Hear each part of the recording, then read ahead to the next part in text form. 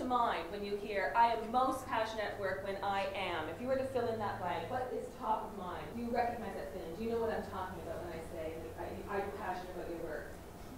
Everyone can say yes.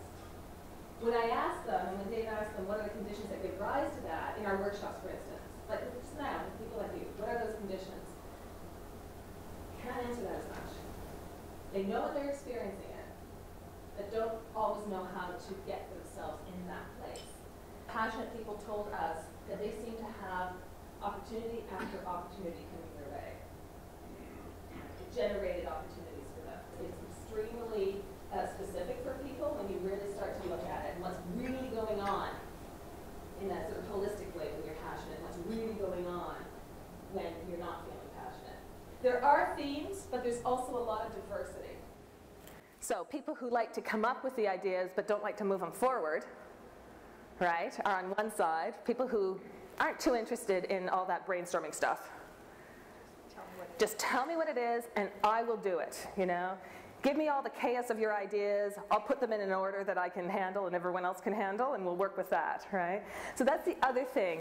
For people to feel fully engaged, there has to be a facet of their work that's creative, where they have to stretch themselves, you know, and imagine possibilities or problem solve in a creative way. Here are some things that came up the most when we asked these questions. One was results. You guys talked about that. You might have talked about it in terms of success, accomplishment. But passionate people get results. They get things done. Is anyone in this room thrilled about working with numbers, finances, and bookkeeping? The repetitive piece, the repetition. It doesn't actually matter what the task is.